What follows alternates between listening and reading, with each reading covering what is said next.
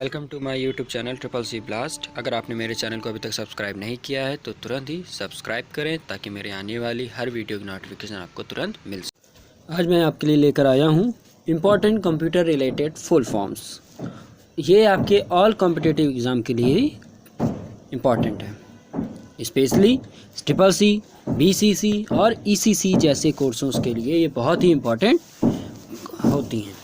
तो चलिए बिना टाइम वेस्ट करे शुरू करते हैं। इम्पॉर्टेंट फुल क्वेश्चन, HTTP का अर्थ क्या है?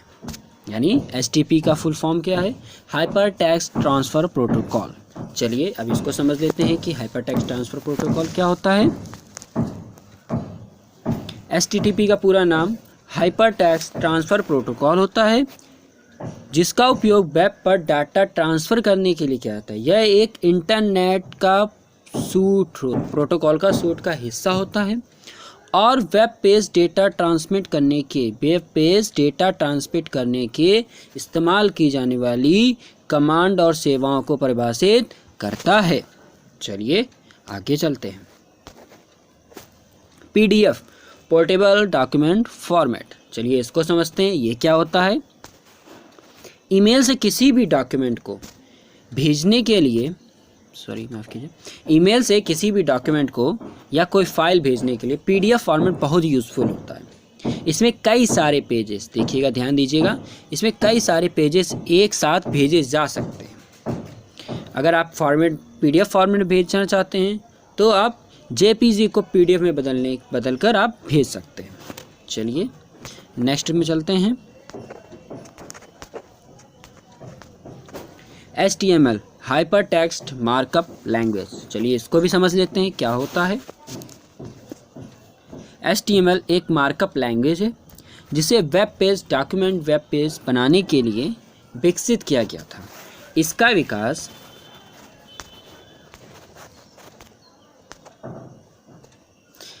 विकास 90 के दशक में हुआ था। यह एक वेब पेज का आधार होती है और वेब पेज के एक वेबसाइट का आधार होती है। HTML वेब डॉक्यूमेंट बनाने के लिए टैग्स का इस्तेमाल करती है, ये इंपॉर्टेंट है। चलिए नेक्स्ट चलते हैं। निफ्ट बहुत ही इंपॉर्टेंट है, ये नेशनल इलेक्ट्रॉनिक फंड ट्रांसफ़र। चलिए इसको समझते हैं, ये क्या होता है। नेफ्ट का full form national electronic fund transfer होता है, या इसे हिंदी में राष्ट्रीय इलेक्ट्रॉनिक विधि अंतरण भी कहा जाता है। यह एक देशव्यापी इलेक्ट्रॉनिक फंड ट्रांसफ़र होता है। कौन सा? देशव्यापी इलेक्ट्रॉनिक फंड ट्रांसफ़र होता है, जिससे पैसे को एक बैंक अकाउंट से दूसरे बैंक अकाउंट में आसानी से और सुरक्षित रूप से भेजा जा सकता है। अब NEFT एक ऐसी ट्रांसफ़र प्रक्रिया है जो एक वित्तीय संस्थान, विशेषकर बैंक द्वारा व्यवहार में लाई जाती है। इस सर्विस के जरिए आप देश के किसी भी बैंक के किसी भी शाखा से किसी भी अन्य बैंक में आसानी से पैसे भेज सकते हैं। RTGS में तुरंत एक अकाउंट से दूसरे अकाउंट में भेजा जाता है। याद रखिएगा, बहुत ही इंपॉर्टेंट पॉइंट मैं आपको बताने जा रहा हूँ कि RTGS के द्वारा एक दिन में कम से कम 2 लाख रुपए ट्रांसफ़र किया जा सकता है। चलिए IMPS होता है वैसे, इमीडिएटली पेमेंट सिस्टम। इसका मनी ट्रांसफ़र का नया तरीका है। इसके ज़रिए आप किसी भी समय कहीं से भी आसानी से सुरक्षित तरीके से फ़ंड ट्रांसफ़र कर सकते हैं। इसकी खासियत यह है कि इसका इस्तेमाल आप दिन के 24 घंटे में, यानी इसका 24/7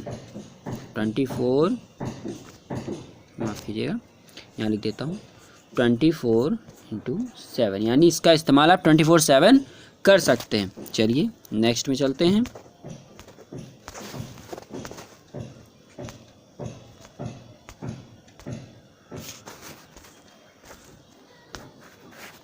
MICR magnetic ink character recognisation.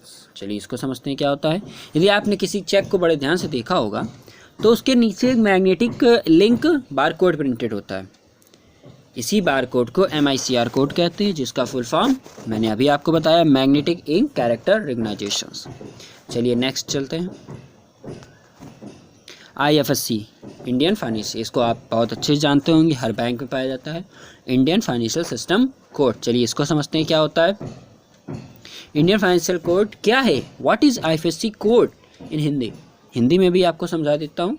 IFSC code का पूरा नाम इंडियन फाइनेंशियल सिस्टम होता है, कोड होता है जो कि एक बैंक ब्रांच का यूनिक कोड होता है। यह 11 बहुत ही इंपॉर्टेंट, यह 11 अंकों का होता है जो कि आरबीआई मतलब रिजर्व बैंक ऑफ इंडिया ने हर एक बैंक को शाखा को एक आईएफएससी कोड दे रखी है।